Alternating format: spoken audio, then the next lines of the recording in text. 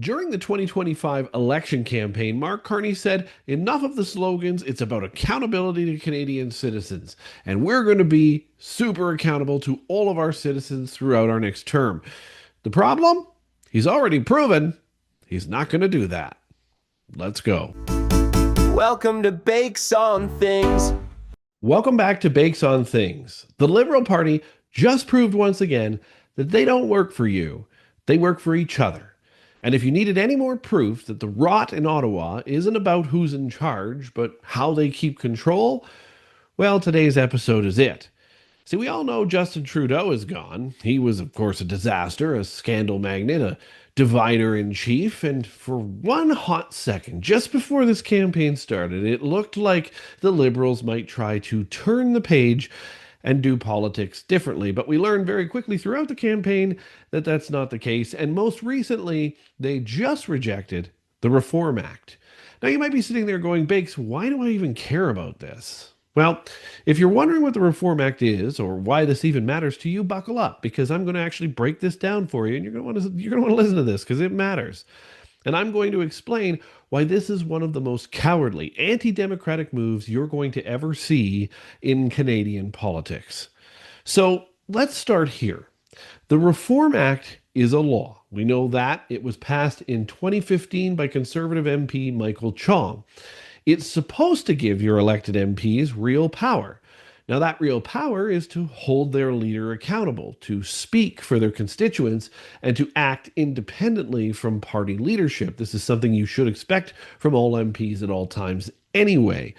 Here's what it allows a caucus to do. And if they vote to activate it, they get to remove a sitting party leader if they so choose. That's the first thing they can do with it. The second thing they can do with it is to elect a new interim leader, which makes sense, and it's probably democratic to do so. Then they get to decide who's in or who's out of caucus. Again, a democratic way to do this. They get to choose their own caucus chair as well. So all of this seems pretty basic, doesn't it? Common sense parliamentary democracy is, in fact, what that is. But here's the kicker. Each party does have to vote internally to activate these rules after every single election. And being that we just had one this week, the Liberal caucus said, no thanks. We're good with the leader we have having all of the power. Now, think of that. What does that sound like when you say, let's let the leader have all the power? All right, think about this. Trudeau steps down after nearly a decade of scandal and division. We all remember it. It was crazy. It was like they were really far down in the polls. Trudeau was done. The Liberals win a fresh mandate on April 28th, just a few seats shy of a majority, which seems to still be playing out in the electoral which seems to still be playing out. Mark Carney becomes prime minister with a clean slate and golden opportunity to show Canadians that, hey, things can be different this time. In fact, he told us throughout the campaign that's what it was going to be. This was the moment, folks. A new leader, a new parliament, a chance to say, hey, let's do democracy differently this time. Let's empower our MPs. Let's show that we've learned something as a party. But instead, they slammed the door shut and they locked it behind themselves. They rejected the Reform Act and they made it very clear. This party may have a new face, but guess what, folks? It's the same top-down machine it was under Justin Trudeau. The Liberal Party hasn't changed a bit. And here's the quiet part that no one wants to say out loud. This wasn't really about Trudeau anymore. It can't be. Mark Carney's the prime minister. He just won an election. We're moving forward. We're about to go into 3 weeks of parliament before 100 days of vacation. But it was about Mark Carney.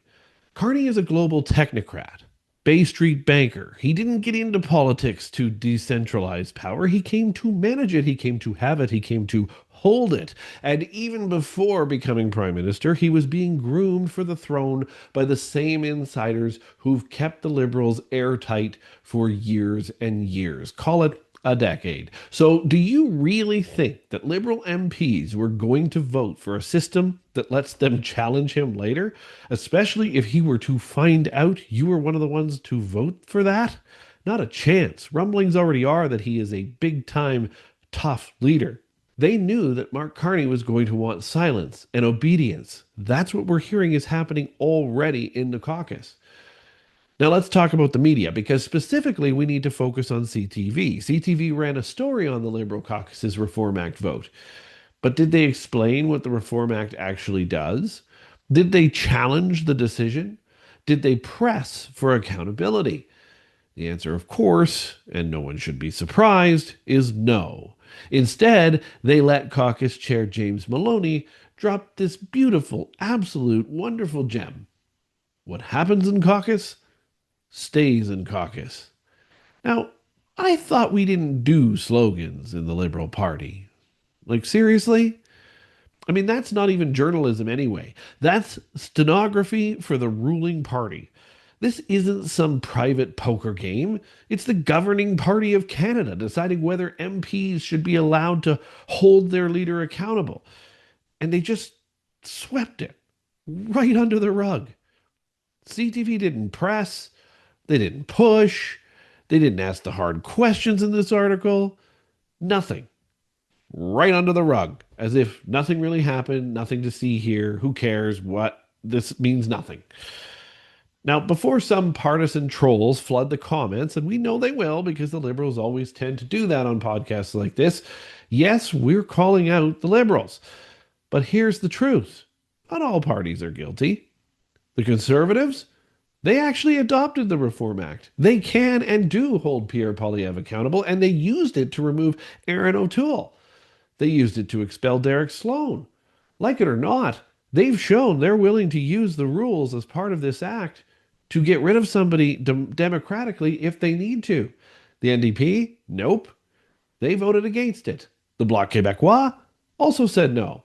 So yes, this problem cuts across party lines, but let's be real. The Liberals just had the biggest opportunity to turn a new page in Canadian politics. And they chose to keep the system Trudeau built. They chose secrecy. They chose control. They chose status quo. And they hope that you don't notice. What they don't know is that we have podcasts like this and shows like this to help you notice nice and clear. So what can you do? Because this seems to be a common question in the comments. Well, first, you stop trusting these people to police themselves. You stop waiting for the media to hold them accountable. And you need to start building your own political power as a citizen of this country.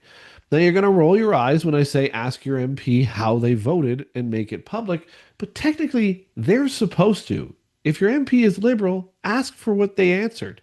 Email them, call them, demand answers.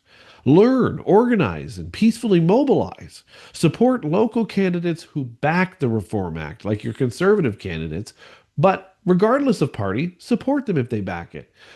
Build citizen media like this and tell the stories they want you to ignore. See, the Reform Act was our chance to prove Parliament still belongs to us, the people, the citizens of this country. And right now, it doesn't. Instead, the Liberals proved it still belongs to the party elite, the party in power, and really, the leader in power. Trudeau may be gone, but the culture he created, it's still here. It's still alive and well. It's still dangerous, and it's still running the show. So don't wait. Don't hope. Don't trust them to fix this eventually. Don't trust the campaign promises. It's time to act, to speak up, to share this. Push for real power to the people. Canada deserves better, and it starts with all of us. It starts with you.